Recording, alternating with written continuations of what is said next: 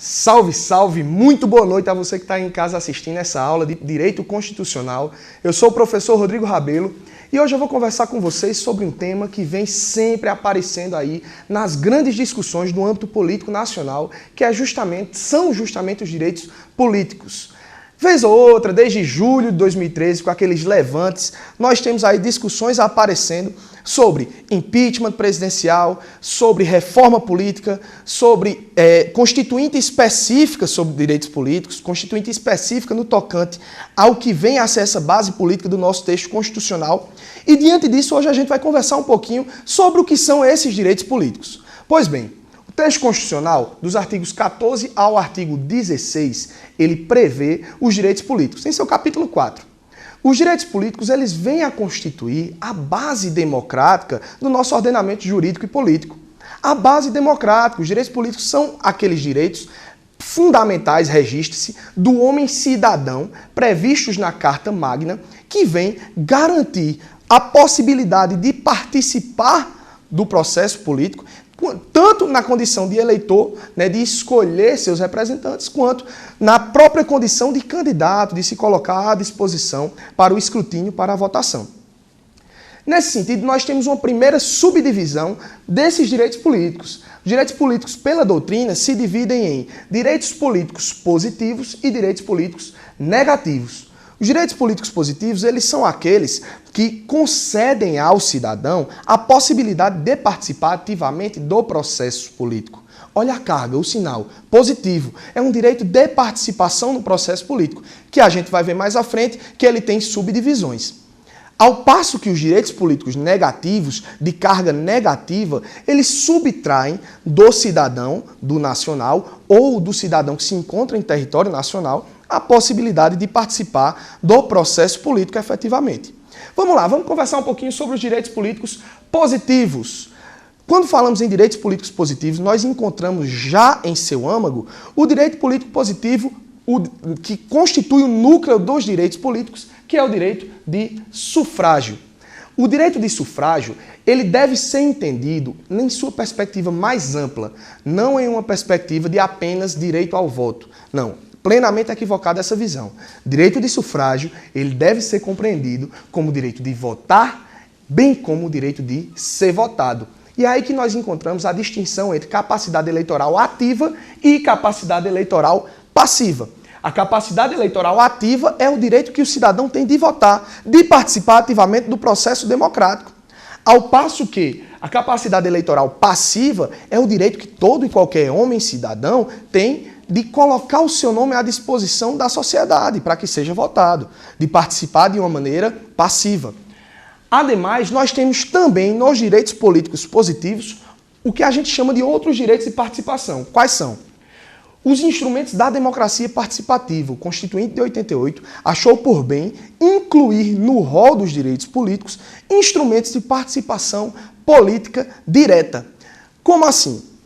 São instrumentos previstos no texto constitucional para que o cidadão brasileiro vá além da mera participação através do voto, da escolha de representantes. O cidadão brasileiro, ele tem também a possibilidade de participar de plebiscitos, de referendos e de criar leis através da iniciativa popular.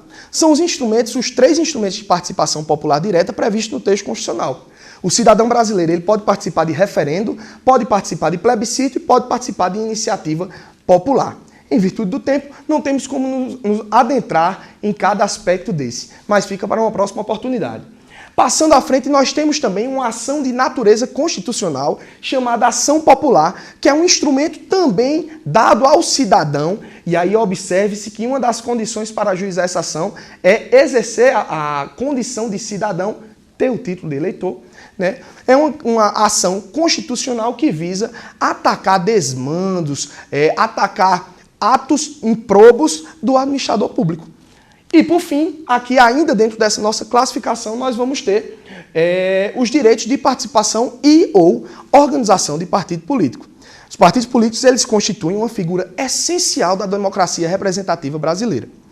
Mas, passando à frente, nós vamos tratar um pouco agora sobre as questões referentes aos direitos políticos negativos. Aqueles direitos que são aquelas cláusulas constitucionais que retiram do cidadão a possibilidade de participar do processo político. E nós vamos ter duas divisões, e cada divisão dessa comportando mais algumas divisões. Os direitos políticos negativos, eles se dividem em inelegibilidades e perda ou suspensão dos direitos políticos. Quando falo em inelegibilidades, eu vou ter mais uma divisão. Eu tenho que perceber as inelegibilidades em uma perspectiva de inelegibilidade absoluta ou inelegibilidade relativa. A inelegibilidade absoluta são aquelas, as inelegibilidades absolutas são aquelas que não comportam qualquer outra reflexão sobre a pertinência ou não. É plenamente inelegível. As situações de inelegibilidade absolutas são aquelas em que geram a plena inelegibilidade. As relativas comportam uma discussão. Elas vão ser referentes, elas vão se relacionar com situações que podem ou não incidir essa inelegibilidade. Por sua vez, causas de perda ou suspensão dos direitos políticos também vão merecer uma reflexão. Temos causas de perda, ou seja, com um caráter finalístico, perdeu o direito político, acabou o seu exercício dos direitos políticos, e vamos ter as causas de suspensão, que tem um caráter temporário de interrupção do exercício dos direitos políticos. Nesse sentido, dentro das nossas inelegibilidades, nós vamos encontrar aqui, conforme a previsão do texto constitucional, os inalistáveis e analfabetos. O analfabeto, a título de registro, o analfabeto, ele pode votar, ele não é obrigatório a votar, não é obrigado a votar, pode votar, mas não pode se candidatar. Grande abraço, deputado Tiririca. Descendo, nós temos os chefes do Poder Executivo para outros cargos, se não renunciarem aos mandatos até 6 meses antes do pleito. Temos a questão da inelegibilidade reflexa, que é aquela para parentes de chefes do Executivo, que a gente vai ver em uma outra oportunidade. E, por fim, outros casos estabelecidos pela Lei Complementar 64/90, uma previsão constitucional de complemento dessas inelegibilidades. Passando à frente, nós vamos ter causas de perda e suspensão dos direitos políticos. As causas de perda dos direitos políticos, lembrando, são aquelas que o cidadão ele perde, ele deixa de exercer com um caráter final, com um caráter permanente, melhor dizendo, os seus direitos políticos. Assim, vamos lá.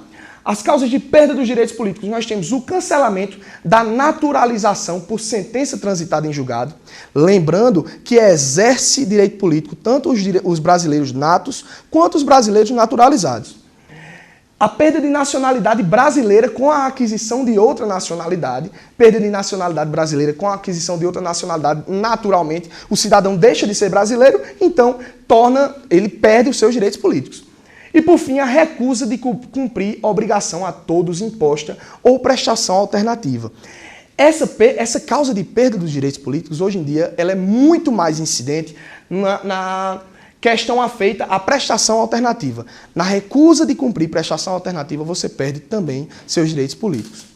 Nas causas de suspensão, nós temos a incapacidade civil absoluta. Incapacidade civil absoluta, ela é uma causa de suspensão. Por quê? Suspendem-se os direitos políticos enquanto durarem os efeitos da incapacidade, enquanto durar a incapacidade efetivamente. Essa causa dá início com a interdição do cidadão e, se por acaso o que gerou essa interdição for um quadro reversível, posteriormente ele retoma o exercício de seus direitos políticos. Por isso é uma causa de suspensão. Ademais, a condenação criminal transitada em julgado enquanto durarem seus efeitos, condenação criminal transitada em julgado enquanto durarem seus efeitos. É de se registrar que o preso que tiver em exercício da suspensão condicional da pena, ele permanece com seus direitos políticos suspensos. Ademais, a condenação por improbidade administrativa e a condenação por crime de responsabilidade que resulte na perda do cargo, que é o famoso impeachment. Gente, tentamos tratar aqui de uma maneira geral e rápida o que são os direitos políticos. Espero que tenham gostado. Fiquem com Deus e até a próxima.